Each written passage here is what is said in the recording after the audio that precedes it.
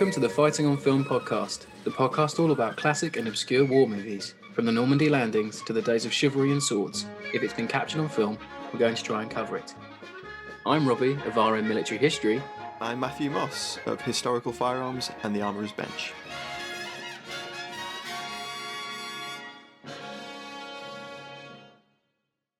Hello, welcome back to Fighting on Film. Now, last week we were talking about the SAG-AFTRA strike, which is still going on. Our thoughts are with everyone that is still striking. However, we are back to reviewing war films like we do. We definitely do that, don't we? Do that. Yeah, we do that. Yeah.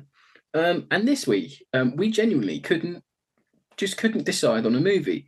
So this isn't the Patreon pick, but this is more of a sort of like grand Twitter pick where we just put 4 movies up on the Twitter page. At Fighting on Film, if you're not following already. Yeah, and by the time this goes out, it's probably called X, whatever's going on there. Ugh, don't. And there were four films to choose, and U571 came out top trumps with 59% of the vote. So without further ado, let's dive into the production. Let's do it. So I'm on production this week, and the film was directed by John Mostow, whose credits include 1997's Breakdown, that starred Kurt Russell, Terminator 3, Rise of the Machines in 2003, which I found out that he was paid $5 million to do. Amazing. And then most recently, a film called The Hunters in 2017 that starred Sam Worthington, and he's also directed a couple of episodes of the US version of The Accused this year. Oh. Yeah. I haven't seen that. No, the film was. I haven't either, to be fair. The film was co-written by Mostow and Sam Montgomery, who wrote Breakdown and later 4 episodes of 24. However, the last writer of the film, in his first credit, no doubt, is probably the biggest name out of everyone who was involved in the movie, probably in terms of directing and writing.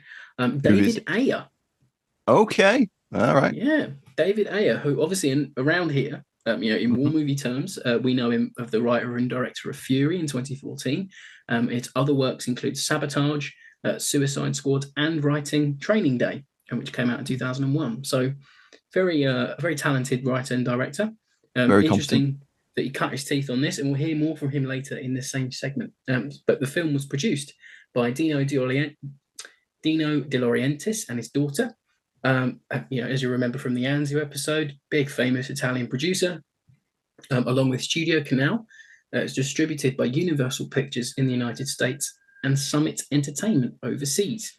And the budget was 62 million and the gross was 127 million. So I think it was a bit of a success. Reports at the time do say the film made a healthy profit.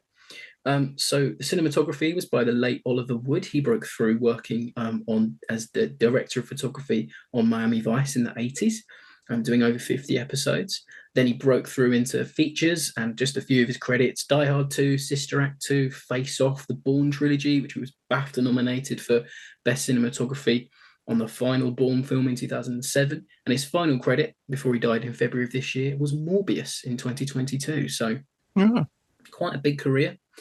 Sound was by Richard Marvin, whose other credits include 2009 Surrogate, that weird Bruce Willis film that I remember watching. Where they're all in like chairs at home and there's like a mechanical version of them goes out and lives their lives. Wasn't it? Yeah, I've seen it. It wasn't that bad. I've seen it too. It was a stalwart of Sky Movies back in the day. It was. That's very true. Sky Movies action. It was always on it. And then he also did Disney's Balloon Farm, which had Rip Torn in it. Currently watching Larry Sanders, so I had to mention Rip Torn. Sounds fantastic. He's interesting. One of Disney's straight to TV films, I think. But it was actually the film U571. The film was nominated for 2 Oscars. Incredibly, nominated for Best Sound and Best Sound Editing, and it won Best Sound, but it lost out to Sound Editing to Gladiator. So it was quite a feat. Filmed in Malta in Italy, using many practical effects. Like, this is a thing I was watching the making of little shorts that come with the DVD, and they really go hard on this. Is an effects-led film. So they built a full-size replica U-boat. It was diesel powered. It weighs 600 tons, and the replica, which is called the S-33 because it's meant to be an American sub that's been doctored to look like a U-boat. Yeah, yeah. But it is just a U-boat. They don't really make it look like it's been doctored. It's just a U-boat replica. It does look like it is just a U-boat. Yeah. Yeah. And I saw it actually when I went to Malta on Did holiday you? in 2008, and it looked Cool. pretty banged up then. It was just in a dry dock. But apparently it's been recently used in the Das Boot series, and it was in France, and I think it got repaired, and then it was brought back to Malta when they filmed a bit of Das Boot there. So it Oh, currently cool. it's still going, and they shot the interior sequences for U571 on the largest soundstage in Europe at the time, and they made replica sets of the inside of the U-boat that were full sized, and they put them on a gimbal. So when the U-boats, rocking about, they actually were being thrown around on this gimbal, Oh, okay. Yeah, that's which was pretty cool. nice. Yeah. Mm. And then the exterior shots, like at sea shots, I guess, if you will, were shot in a massive open water tank. So everything is as real as they can make it. And Bill Paxton commented at the time that they used the biggest rain towers apparently ever used in a movie at the time. So that's a feat, I guess. There is a lot of Um, rain. a lot of rain. It was released in the US on April the 17th, 2000, and in the UK on June the 2nd. David Where it was Kahn, met with rave reviews. oh yeah, no, Everyone loved it we're here, didn't getting they? to the don't worry, we're getting to the controversy, folks. Loved Like it. I'm building it, but I'm trying to set the scene of they were You're doing a grand job. they were trying to like make a movie here, guys. Like the controversy came after the film has started into motion, and so that's why it comes in the second part of production. Don't worry. So, Dr. David Kahn, a historian who wrote books on cracking Enigma codes, and retired Royal Navy Lieutenant Commander David Baum served as the film's historical and technical advisor. And Baum himself was the man who captured the real, genuine Enigma machine from U110 in May 1941. And the Italian Navy were also consulted during filming. So this is where the controversy starts. So this is a quote from Mostow during the production, and him saying how he wants the film to be done. So he says, the sad truth is that many young people today, in 2000, have no idea what occurred in World War II, much less the Battle of the Atlantic. It's my sincere hope that people will see U571 and be motivated to learn more about the real-life heroes who fought to preserve world freedom. Fair enough. But It would have been great though if the actual film had been about the real heroes. Exactly, right? Exactly. So I'll go on. The big old open goal, mister. Massive, right? Yeah. Much like, and I've got written down here, much like Objective Burma in 1945, was very controversial over here in the UK at the time of release. Obviously, the plot, as I mentioned, the plot's taken from the story of HMS Bulldog capturing an intact Enigma machine, and then Baum himself obviously doing it. And he found what he called a funny looking typewriter, so he took it off the boat. If he hadn't have had thought of mind at the time to take this odd looking machine, we may not and have the cipher books as well. Exactly, in the cipher books. So the BBC reported in May 1999 that a petition had been championed by Baum and signed by more than 70 members of Parliament to include reference to the British actions that recovered the Enigma machine in 41. Baum's quoted as saying, "They're going to put full credits at the end of the film about the real events. They were very sorry they had upset the British, and they are trying to put it right. I'm glad the British will get the credit we deserve." And he was given a walk-on role in the film. I don't know when he appears, but apparently he has a walk-on role. Maybe it's in the scene at the start with the party. That probably seems like the most logical place to put him in. Seems logical. Yeah. Yeah, I couldn't find him in the credits to have that walk-on role, but I'm sure it's in there. Anyway, so David Ayer spoke in 2006, reflecting on the controversy during an episode of the film programme on BBC Radio 4. He said, "I did not feel good about it. It was a distortion, a mercenary decision to create this parallel history in order to drive the movie for American audiences.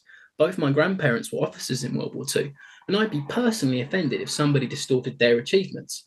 I met with Royal Navy officer who actually went down into the U-boat and recovered the Enigma machine in 41.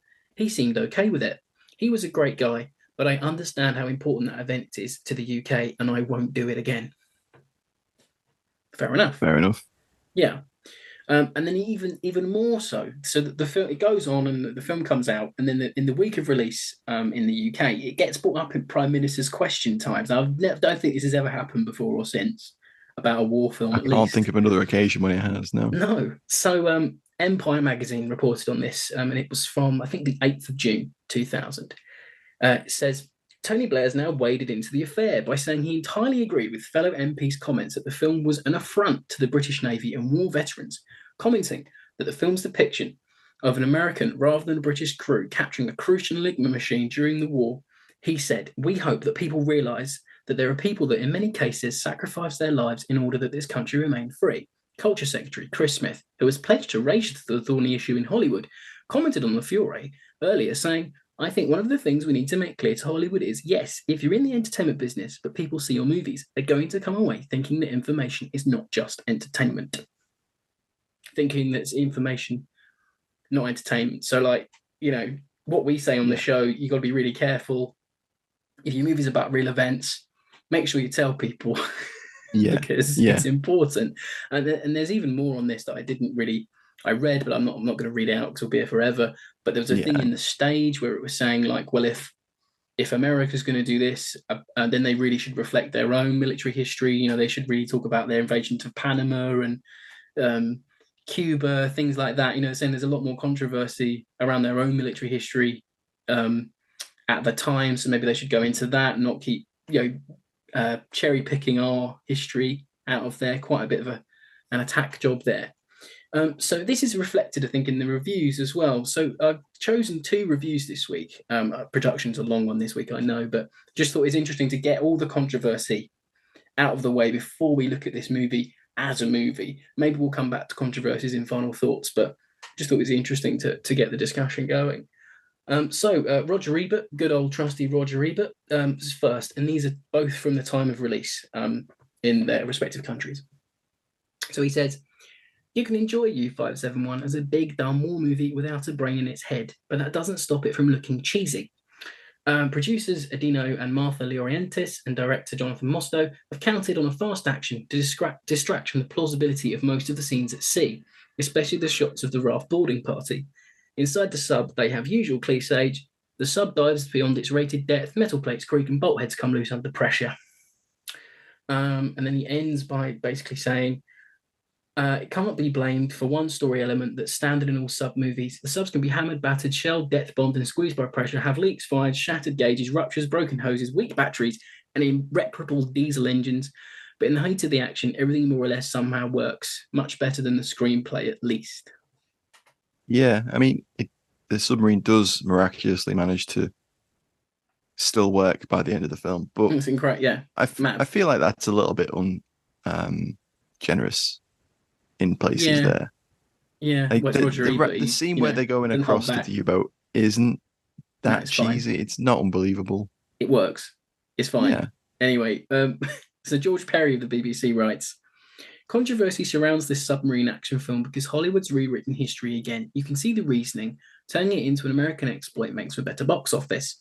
If U571 had been good, this would have been forgivable. Alas, it's a noisy, cliche-ridden, incomprehensible mess. Matthew McConaughey, shaven-headed and sunken-cheeked, plays a young officer denied command till he's proved himself. He's given a mission to capture a U-boat by pretending to be a German supply crew. It's one of those silly films where massive assaults from enemy torpedoes and depth charges always miss, but one hastily American shot can produce a miniature nuclear explosion.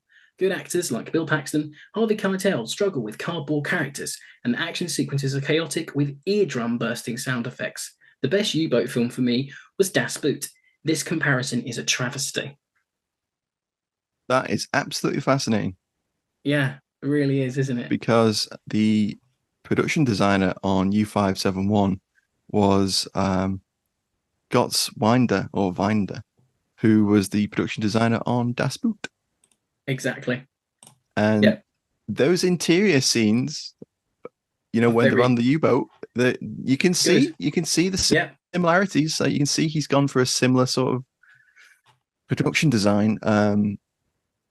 But yeah, it doesn't really stand up to Das Boot.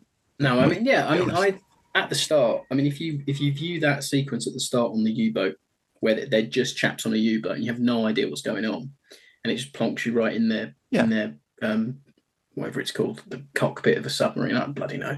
I'm a landlubber. The viewing room. Viewing room. Yeah, that's a little in joke there for me and Matt. Anyway, they're in that little command bit where the periscope is, And all the Navy people are going to be screaming at their speakers. Bridge? The bridge map? I don't know. I honestly don't know. The bit underneath the conning tower where they all the control room. driving, We're not sailing. naval experts. Anyway, that bit is very reminiscent of Das Boot. You could cut that in to something like Das Boot. I love that as a cold opening. I think that works really well. It works really well. Yeah, I agree. Anyway, what did you guys think? We have the one-word review back after a couple of weeks off. And it was another bumper crop. We had 88 or 90, nearly 100 replies, something silly like that. Everyone loved it. Everyone loved it. No controversy. No need to read them all, Rob. We all know that everyone loved it. Exactly. Moving on, we have to say a few of these. So, and these are in no particular order. So, Alan Taylor goes with shite. The Unconventional Soldier podcast goes with dive. Seri Thomas goes with awesome with crying emojis. Kevin Getz puts the alarm emoji from Das Boot and goes, because it's that bad. David Berber goes crap. R. Burgos goes purportedly, which I quite like. Nick Lahare goes with Balderdash. AD Bond goes with Y. Brian Williams goes with bollocks. A few minutes for history says American. Ken, it's all connected, so it is one word. It goes all right, all right, all right. Ian Kikuchi goes with Ballast, and Chris Ayres, to finish us off, says poppycock.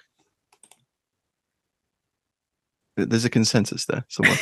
There is, yeah. And I'll talk about this at the end, but I think this is probably one of the few films that we'll do on the show that its controversy really precedes it. Mm-hmm. Almost it to the fact that it is above the film. Like the film is seen as the afterthought in this regard. Because the controversy is so big. Yeah, I know what you mean. Yeah. But no, that's your production. I think they set out to make. I mean, all the things that you see, like Dino De Laurentiis and Mostel, they're really saying that they want to make this big bombastic submarine film. And Dino was saying, there hasn't been a movie like this or done this way since Das Boot in terms of submarines, things like that. So they are trying to make something really grand. Yeah. I think it's their method of getting the story together that I think falls apart. Yeah, I think the story is the weakest part of the film. Yeah, for sure. Anyway, moving on. I think that takes us to cast, doesn't it? Mm. All right. So we start with Matthew McConaughey as Lieutenant Andrew Tyler, and this is McConaughey in his ascendance, really, isn't it? Late 90s, mid 2000s. McConaughey is, box office. So we've got Reign of Fire in 2002. He's the only man that can do a dragon film and it not kill his career. True. Yeah. We'll just do a load of comedies, like romantic comedies. Really weird rom-coms. If he'd done, he would have really maxed it out here. But if he'd done like a rom-com with dragons, that would have been peak early 2000s. It would have been. Tropic Thunder 2008. Free State of Jones in 2016. And apparently, this is something I read on IMDb, so take this with a pinch of salt. Apparently, Michael Douglas was linked to the role, which would have been wild because Michael Douglas was in his late 50s in 2000. I mean, Keitel's 61 at time of shooting. So True. Speaking of, we got Harvey Keitel. He plays Chief Gunner's mate Henry Clow, yeah. Clow. He plays Chief Gunner's mate Henry Clow, and of course, some of the military films that Harvey's been in include The Duelists in 1977, which is an incredible film, The Grey Zone in 2001, and Taking Sides in the same year. Don't forget the Direct Line adverts over here. And of course, the Direct Line adverts. So funny. And a whole range of other amazing films. Tons. He's a brilliant actor. And he's criminally underused in this, I think. Then we've got Bill Paxton playing Lieutenant Commander Mike Dahlgren, and Paxton is known for his role in Aliens, Navy SEALs, which we covered on the show, Resistance in 2003, Edge of Tomorrow with Tom Cruise. Tom Cruise is currently doing the rounds on Mission Impossible. It plays one of those films. Let's see if the AI picks up on that and throws some ad revenue our way. Then we've got Commando 1985. He has like a little role in that as one of the. Yeah. Oh, hang on, let me stop you. The amount of people that told me last week when we were saying that we weren't going to cover Oppenheimer because of the strikes, and the amount of people that contacted me going, "You do know I was listening to your show, and whatever you hosted your show on was giving me Oppenheimer ads." I just thought the irony of that. Sorry. For once, the irony. This is why I mentioned Mission Impossible to see if it happens, because we obviously mentioned Oppenheimer. Tom Cruise is back with the new Mission Impossible in cinemas now. Like, you can just hear it, can't you? Just right in the middle of me discussing yeah. John Bon Jovi. Christ. John Bon Jovi's in this movie for about 10 minutes. It's weird. Minutes. It's a weird one. He plays Lieutenant Pete Emmett. This is his only real war movie credit. He was in a band or something. He was a rocker back in the day, was our John. And then we've got David Keith as Major Matthew Coonan, who is the specialist who comes aboard to lead the team that's going to snatch the Enigma. Yeah, who has one scene then vanishes. Yeah, like he comes in and you feel like he's going to be a lead, but he's got real lead energy about him. Yeah, he's really charismatic, and then he's done. Yeah. This is his first military film. Since this one, he did Behind Enemy Lines with Owen Wilson in 2001. Officer and a Gentleman. Don't forget that. Yeah. Is that what you're saying? That's a war film? It's a film with military. It's military-ish, isn't it? Yeah, I think he was also in like one of those like military academy movies as well. Well, you're on cast, so like it was down to you to find that out. I didn't think anyone would care. To be honest, I know. Yeah, I get it. I'm with you. Then we got Jake Weber, who plays Lieutenant Michael Hirsch. His films include Thank You for Your Service in 2017, and he was Admiral Spruance in Midway in 2019 as well. Okay. Very successful TV and film actor. Few episodes I've seen of it, yeah. Jack Noseworthy plays Seaman Bill Wentz. Tom Gurry plays Seaman Trigger Fitzgerald, and he was also in Tigerland in 2000 and Black Hawk Down in 2001. Yeah, we should do both of those. They're both pretty good films. Yeah. Then we've got Will Estes as Torpedoman Ronald Rabbit Parker. And then we have T.C. Carson, who played Seaman Eddie Carson, who I found this fascinating. He often voices Mace Windu in Star Wars cartoons and video games. Yeah. Wow, and he's great in this film. The cook. The few little scenes he has in this are really good. Yeah, I wanted more of him. And I think this is the issue with the movie as well, is that I felt like they'd given those guys nicknames who weren't recognizable actors because they were just very interchangeable people. They were like Star Trek upper deck people. Yeah. You know, like they have to just press a button. Yeah, they're red shirts. Give Spock a cup of tea or something. You know, that's their job. Yeah. Then we've got Eric Palladino, who plays Seaman Anthony Mazzola. He was in Over There in 2005, which was a short-lived HBO series about the invasion of Iraq, I believe. Oh, in 2003. David Power plays machinist Charles Tank Clemens. Derek Chetwood plays Seaman Herb Griggs. Matthew Settle plays Ensign Keith Larson, who is probably best known for playing Major Spears in Band of Brothers. But not a huge role in this, so they're going to miss him. Yeah. And then I think the chap with the most absolutely fascinating career is Thomas Kretschmann, who plays the sub-captain. And his military movies include Warrior's Heart, which is a Norwegian film about the Winter War in 92, Stalingrad in 93, The Pianist in 2002, Downfall in 2004. He played Eichmann in the same year. Incredible. He was in Valkyrie in 2008 with Tom Cruise, who has just released the latest Mission Impossible film. The latest Hollywood blockbuster is coming this summer. And then he was in Stalingrad 2013. Yeah. Das Boot 2020 made an appearance there. And I love this. He was the voice of the U-boat captain in Greyhound. Yeah. What a brilliant cameo. And then we he are was here, Greyhound. We are underneath you. In that he weird bit. worked hard on that one, didn't he? Yeah, I know, right? Fire in the booth, recording booth, literally. And then most recently, he was Colonel Weber in Indiana Jones and the Dial of Destiny, which was recently in cinemas. We love an we probably actor who won't push can't that one. turn down a war movie role. We love it. Yeah, we love to see exactly. it. Yeah, we won't push that one too hard because I think it's finished its run, so we probably won't get any ads for that. No, probably not. And that rounds out cast. It's not a bad cast. I will say this now. It's not a bad cast. It's got some great actors. Paxton Keitel, Keith McConaughey, and a lot of the horrendously cast. late 90s, early thousands cast there. Yeah, totally. They're all solid. Yeah. Oscar winners as well because of McConaughey. Yeah, exactly. Exactly. The cast isn't the issue with the movie for me, but we'll talk about that more later. So maybe we should dust off the alley tally. It's been a few weeks, Matt. It has, and we've got some good stuff this week. We do. We really, really do.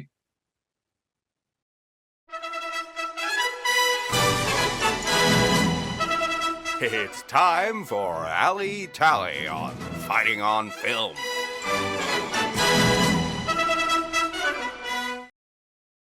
Matt, kick us off. What you got? Harvey Keitel with a 1911 in a shoulder rig. Doesn't get better than that. Doesn't get better than that. With the carrying chunky knit with the chunky blue jumper, carrying it's a look. A Thompson with a folding stock. That's crazy, isn't it? Mad. I had to pause the movie. I was like, are they in one car buying Paris stocks? I was like, what's going on? Totally There's a picture I found on INFDB, the firearms database, of one with the stock fully out. And I was like, if the length of pull on a Thompson was not already shocking, like you've made that 10 times worse for the user. And they don't even extend the stocks. No, they don't. Like, and my favorite thing is they could have just taken the stock off a Thompson and just had the Thompson. Clearly, that would have made complete sense because they're 1928s, so it all entirely possible. There's one M1 in there. It's right for that time of the war, which I like. It is, and it's so weird because they clear that sub, and there's a lot of that like pointing downwards with the Tommy gun, kind of like just blasting. I like that. It's bursting, very Commando blasting. book style shooting. I do like it. It is. McConaughey is running around like with a modern two-handed grip on that 1911. Beautiful. And I'm like, no, don't do that, Matthew. That's I not really quite like right. him in that sequence because he's the only one that sells that they've he never reloads been as in. well. Yeah, but he really sells the fact they've not been in combat and they're probably very lightly weapons trained. He really sells it. No one else does. It's amazing that so many of that boarding party survived, to be honest. We're Navy men, sir. We're not combat Marines. And I'm like, well, you're fucking right, you are. And then Coonan, the guy, goes, don't worry, I'll train you. We never get to see any of that training. No. I was like, just show me a quick sequence of them on the deck of the U-boat in open sea. I want to see Harvey Keitel learning how to put a magazine in a Thompson. Well, I mean, he's the only one that I would think that would know it because he's meant to be from the First World War as well. So I love his. Well, he's never seen a Thompson, Rob. He's seen them in films. Maybe not. He's never been. Oh, I thought you meant a pistol. Sorry, I was like, he might have been pistol trained. He'd be pistol trained. Definitely. He's probably spent some time with a 1903 Springfield, but he's never had a Thompson. I just wanted to see a little sequence of them doing some target practice on the top of the U-boat. That would have been enough for me. Yeah, with Bill Paxton like watching on, being like, just to sell that these guys can do it. Because when they do get on the U-boat, I suspended my belief a minute when they're like this really cool raiding party. We'll talk about that in a minute. But yeah, like that inclusion, the little folding stock Thompson. Never seen anything quite like that before. No, me neither. But it's good because even though the movie it's fiction, complete fiction. They've done little things there to, give a little bit more spice to it. I really liked seeing Major Coonan's rising M55 submachine gun. Rare as rocking horse in any war movie. Very. I did some research. Talk about a useless folding stock, but yeah. I know. Yeah, right. It's just like a little wire frame thing. Yeah. I've had coat hangers that look more steady than that. It literally is a coat hanger type stock on that. So the last time we mentioned risings on the pod was way back when we covered Go for Broke, when there was a rising that's like mocked up to like an MP40. Remember that? Yeah. But there are only risings in a few war movies. The only one of note that I can think of that people might have seen was Guadalcanal Diary. That has risings in it. They were used by the US Marine Corps over the Thompson at the time. They're just rare to see in a film. So they're like the big wooden furniture on it, if you're not sure what we're talking about, if you've seen the movie. But they're really nice to see. And Coonan's got these little mag pouches that are like made of webbing. With the Rising's amazing 15-round magazine. Perfect. And he fires it. He does fire a big burst at one Jerry with it. I like to see it. I liked the bit where he quite alley move where they were trying to get down into the submarine, and he like pulls the pin on that M1 grenade and cooks it, and he goes like 2, 3, 4, and he throws it down. It's like shot it, and then you get an explosion. It's like a really deafening thud. That's good. And that's really cool bit of dialogue because he doesn't count. He counts the one as pulling the pin. Which is really cool. And then when they go down into the sub, and not many movies do this, the frag grenade hasn't gone off like a nuclear explosion. It's just this little puff of smoke down there after the explosion, and there's men have clearly been hit by bits of shrapnel and stuff, but it felt real. Like throwing that grenade felt proper. Very rare that happens. But yeah, I think that is the most of the alley in the movie. There's some deck guns going on. Yeah. There's an Orlican and there's another flat gun. I'm pretty there's some sure MP40s. that, There's a Walther P38 that I think there's a dude as they're clearing the boat. There's a dude that's lying on his bunk, and he's like aiming through, and they open a curtain and they light him up. Absolutely full of that, like, don't they? There's another guy with one right at the back of the boat. Where he's made himself a little barricade out of mattresses, which I thought was cool. And then he fails to drop anyone as they silhouette through the doorway. They're coming out of one. There's one way in and one way out. My guy, you had them banged to rights on that doorway. Target-rich environment. He was a baddie, so he had to die. MG34. That was nice. I mean, thank God that belt was full of blank. All those men in that boat would have got really hurt.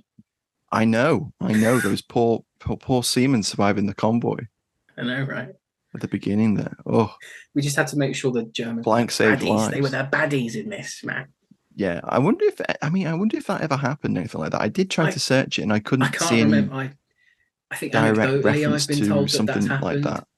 I want to say, but I don't know myself. There's one thing. It's one thing to like leave them behind. It's quite another to like machine gun the lifeboat. It's a bit much. They could have just sailed off. There's not much they could have done. You know? Yeah, you needed to know that Thomas Kirchman's captain was a real shit. A bit of dialogue which would have been a bit colder, would have been more evil if he had just gone dive now. Like they're not coming aboard, dive, and then he could just say, let the buzzards have, or the seagulls have them, or something. Or let the sea have them. I suppose they're struggling because they're damaged, aren't they? So they can't dive. Oh, yeah. But there's reasoning to it, but it was weird. No. Yeah. Pushing them away a little bit. No. I'm sure if you fired like a burst in front of them, they would have gone, okay, no worries. Away. Yeah, exactly. Yeah. Anyway. The plane was an Italian Fiat G59. Yeah. Someone, I think that you see briefly. I think, was it Nick Lahari, one of our listeners? We mentioned him in the one with reviews. He mentioned that it's a single engine reconnaissance plane, and I was like, well, maybe they shot it out of a catapult on the ship. They had them. They'd like the German, yeah. I don't know if the Germans had them, but I know we had some stuff like that. Yeah, we did. Yeah. The ship was the Italian tug, the ITS Proteo.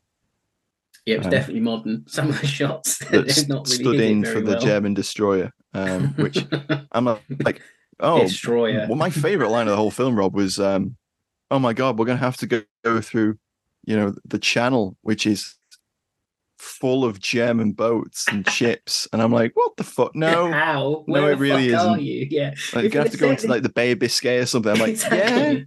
So the thing is, this movie works if you set it in like Italy or the Med at that time. Like, I can believe German ships would be running around the Med, or I'm going to go with it's an alternate reality. That's why they have the weird foldy Thompsons. Okay. Yeah. And the Bay of Biscay and the Channel are absolutely full of German ships. Yeah. Swarming. Can't move. You can't move from. And that's why, the Royal Navy never captured an Enigma in 1941, a full 6 months before this film's set. I love how none of those people have been up against U-boats before. None of those people have been up against the German Navy before that have us believe. Yet Matthew McConaughey knows what a German destroyer looks like on the horizon in like 2 seconds. I just love writing like that. He's been over the recognition guides, Rob. Yeah. I love all their random fucking propaganda that they had up in their little chow like mess hall in the U-boat before they. And the Beck's beer bottles in the cabinet as well. It's so funny to me. Yeah. Anyway, moving on from it, but yeah, good Ali this week. Actually, I must admit, I did enjoy it. Moving on to favourite scenes.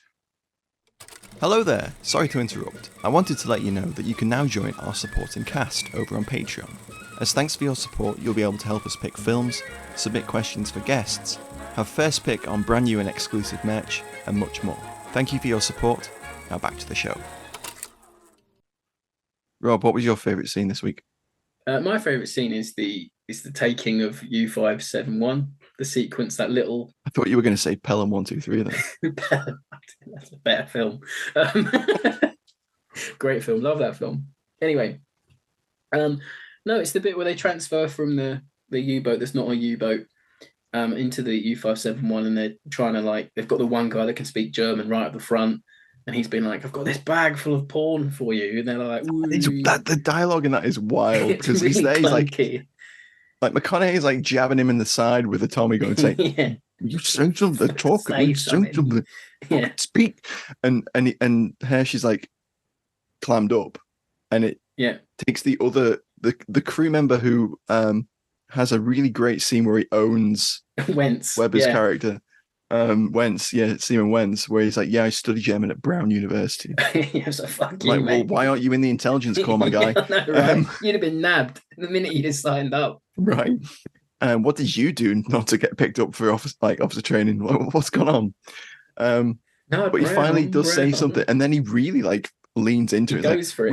We've got like a bag here full of letters that smell of French hookers perfume, and he fakes throwing it into the sea, and everyone on the U-boat's like, no, no, we need, and they're going, "Oh, we're mechanics, and we're all mechanics. We'll have you up and running in no time." And then one guy thinks it's a great idea to unsheath the Tommy gun before they're even on the deck. And so I like that though, because that proves that they really are not hardened combat marines. No, exactly, and it does do that. And then they all sort of clamber on the U-boat and they start shooting, and you got Coonan's clearly trying to lead them. He's like, "Conning Tower," and some sort of commando book type shooting, a lot of point shooting. Love it, like all guns blazing. And as I mentioned in the Ali Tally, you've got the cool sequence of them getting into the U-boat from the conning tower, and the German crews being like, "Dive, drown them," and it's very tense. It's very frantic, tense. Some actors sell it better than others, but you can tell that they're inexperienced. I mean, obviously, I think you could pick up a Thompson and point it at someone and pull the trigger. I guess that's not that hard to do in a fight or flight situation. I buy it, and then once they're in the sub, it becomes like CQB in a sub, which I've never seen before in any other movie. Quite cool. It's really nice. So the German crew arm themselves with crew reminded weapons. Me of that Medal of Honor level. Oh yeah. Where you infiltrate the U-boat. Yeah, there's a level in one of the new Wolfenstein games that is set in a big German super sub, which is a little bit like that. That's cool. It's really loud, frantic. You've got McConaughey room clearing with his M1911 being really panicky and heavy breathing, not knowing what he's doing. And I just kind of wish there was more of it. I would have loved it if half the sub they controlled, so they could sail it, but then the other half was sort of still occupied by the Germans. And you had instead of having can we get the engines running? Can we take the whole sub? Which would have been a more interesting thing, but obviously harder to film, and logistically how would that work and all that. But anyway, I just wanted more of that sequence because I thought it was really well shot and handled. Enjoyable is the word. Yeah. What about you? I like the scene with Keitel where he gives McConaughey's character advice on how to lead. Oh yeah, that's good. That's the only character development you get in the entire That's the one movie. Scene where Harvey Keitel gets anything to do, and that's why I liked it. Yeah, it's great. There's one bit where he chastises some sailors about not wanting to follow McConaughey's lead, which does not make sense at all, because his character is set up to be well liked by the crew and respected. Yeah, and then they all turn their minds, and then they all have their minds turned by nothing. Like 20 minutes later, yeah. Like if he had fucked up during that battle, there might be a reason, but he doesn't fuck up. No, exactly. Yeah. I mean, anyway, but yeah, I like that scene with Keitel. I think that worked really nicely. He basically just says, "You can't say I don't know. You have to lead." Sell it. It's good. And that was a good scene. I like it. It was good. It's the only character development you get as well, which is decent. But yeah, and maybe final thoughts might be longer this week than favorite scenes. So should we schmoozle in like we do? Let's slide in. So I think, as I said earlier, like the movie, the controversy around this movie and the plot beats and the actual operation that they cherry picked information from to make their fiction to quote the director, a Guns of Navarone type action film with a bunch of stars as the main leads. It what's the word? It sort of it precedes the movie too much for me. So whenever you look up U571, you'll have a plethora of news articles, or that there's more. Put it this way: there's on the Wikipedia about this movie. There's more about the historical issues than there is about the actual movie and the making of. Yeah, it is infamous for it. Infamous for it, yeah. And you've obviously got the stuff about it coming up in the UK Parliament and things like that. And they only seem to want to credit the British once they've been caught. Maybe that they're not going to do it. That's another thing that I kind of dug into a little bit. Couldn't work out whether the intention always was we're going to sort of frame this as an American thing and not. But as a film, which is ostensibly what we're talking about today, the film's just okay. Yeah. Like I don't hate it. I don't love it. It's 2 hours. I think it really stretches its runtime towards the end. Yeah, it does drag a little.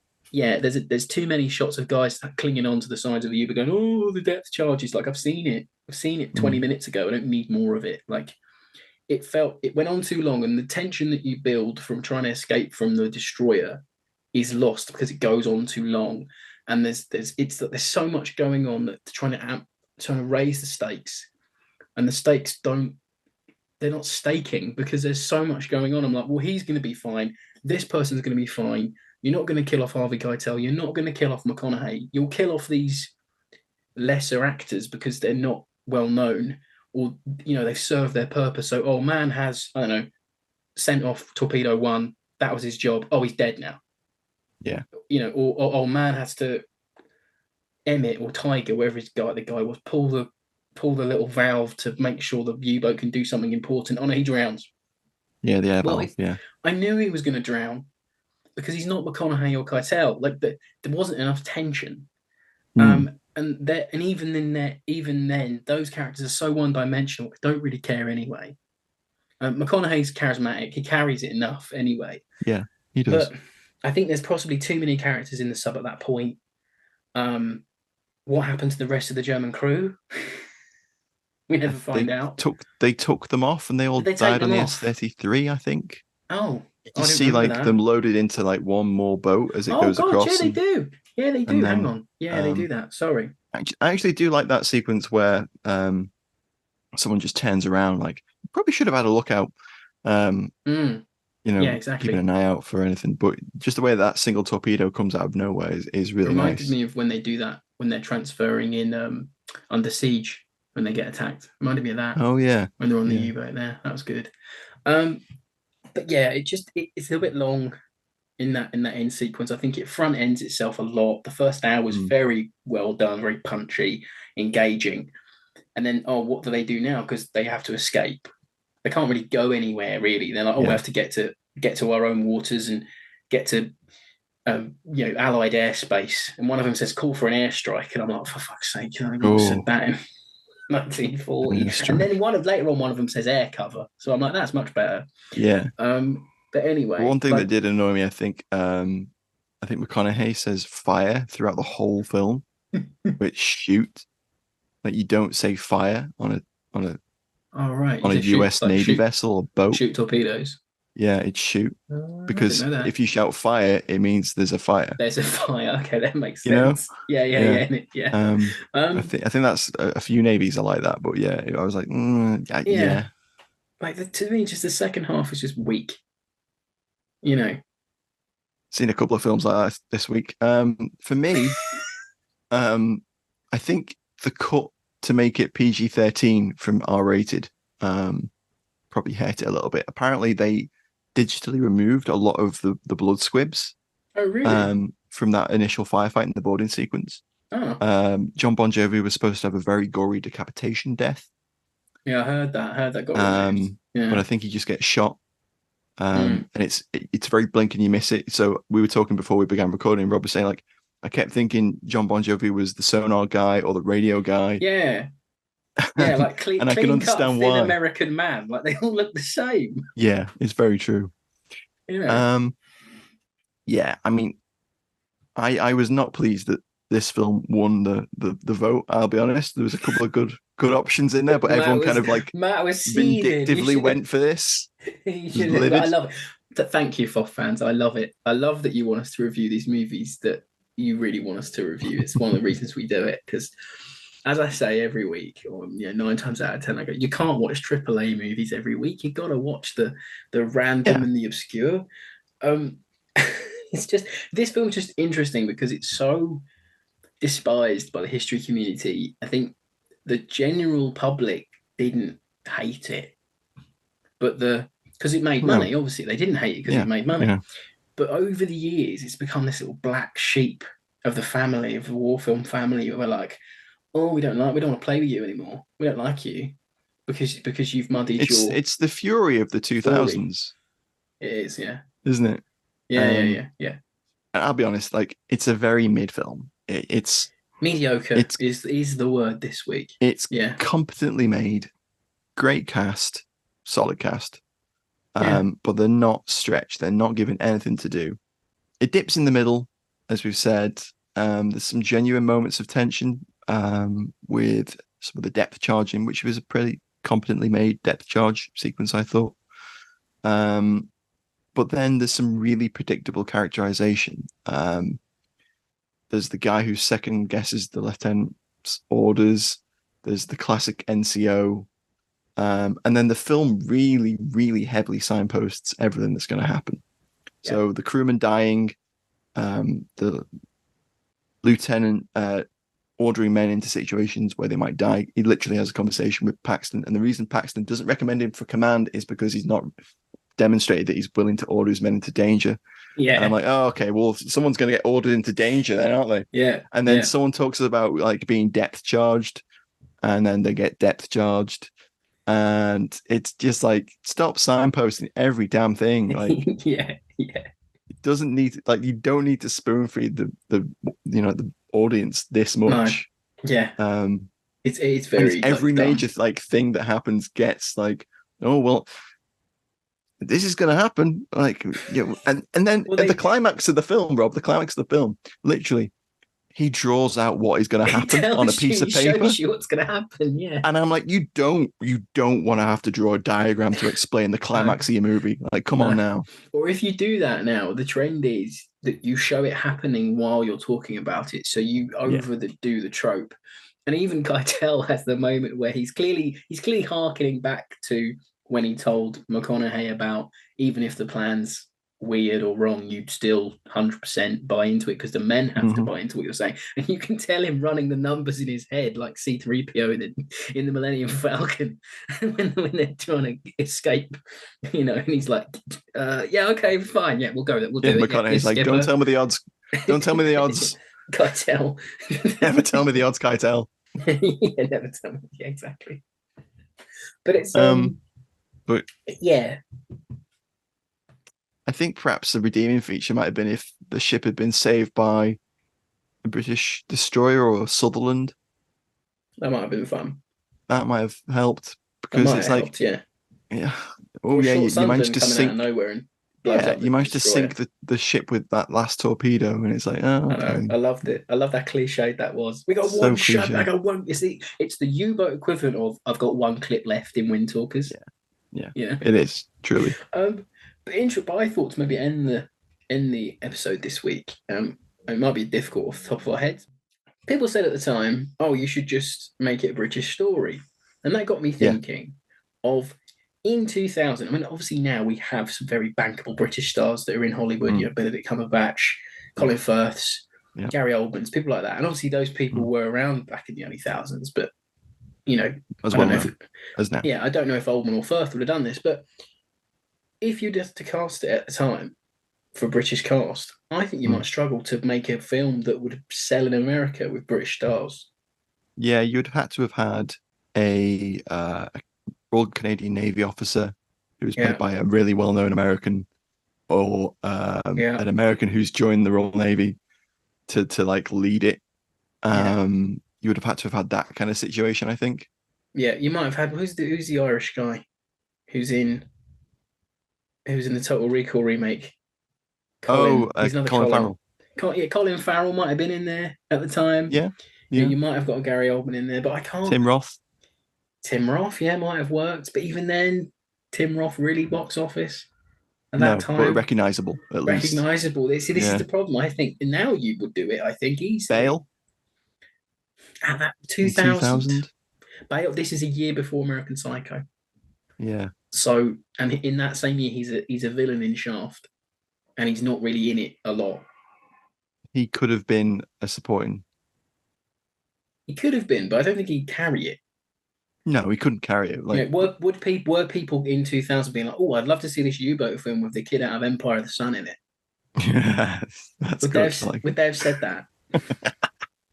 Not really. I don't think so. Sean Bean could have been in it. He would be recognizable. Ronin. Actually, though, Sean Bean might have been a shout. Goldeneye. Good point. Pierce Brosnan, maybe. Timothy Dalton could have been in it as like Bill Paxton's character. Yeah, but even with that, I still think you struggle to sell it. Oh no, it would never be. It would never have made. What was it, like 120 mil? 127 million. It wouldn't have got there. Yeah, it would never have made that. No, it wouldn't have got there. What about now? Well, now you'd have like Cumberbatch. You could have Daniel Craig. You could have, if you want to put a music star in there, you could have Harry Styles. He's done a war film. There's, like we're in that second wave of the British invasion, aren't we? Like with Styles and that breaking America. So I think now you could do it. And telling the story of HMS Bulldog capturing the Enigma would be interesting. But even then, I still think that the British... as long as they don't do what they did to Operation Mincemeat. Exactly. Yeah. It just kind of came out, that film, didn't it? Yeah. Well, yeah. We've yet to crack World War II films. We've had some very good First World War movies. 1917. Yeah. And we've had Dunkirk, I understand, but that was Nolan. It's still an American production. We've yet to have. I believe Christopher Nolan has a film out at the moment. Not heard about it. Oppenheimer, I believe it's called. Oh yeah. Yeah. Let us know if an ad rolls with Oppenheimer. Please, we'd love to know. There. Because we're a war movie pod, so it probably just thinks war. It's like the one time we can possibly get adverts for an actual war movie. And it's why we're not reviewing on the film reviewing on the pod for reasons. Anyway, so exactly. Listen to last week's episode and you'll find out why. Exactly. Don't know what we're talking about. But yeah, I think as an industry, we've yet to do a big budget World War II actioner.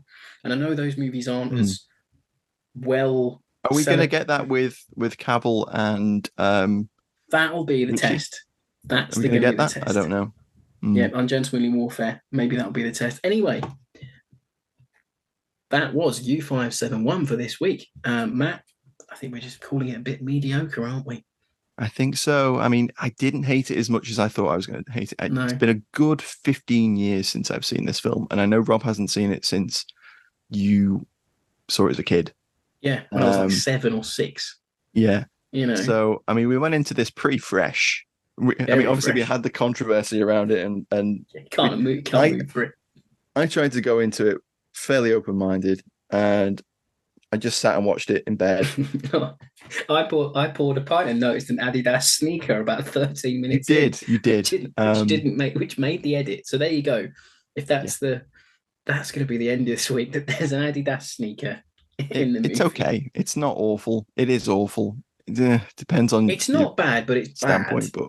But if you can see above all the controversy and you've got a couple of hours to kill, you can do a lot worse. Yeah, arguably, yeah. Yeah, but anyway, that's our thoughts for this week. Do join us again next week for another war movie review. Please go over to the website, fightingonfilm.com, where you can find the entire back catalogue of the show. And maybe start from episode 1, work your way up. And if you do, leave us a review on whatever you're listening on. Helps the podcast, helps those algorithms be algorithmy. And we'll catch you next week. Thanks for listening, everyone. Bye. Bye-bye.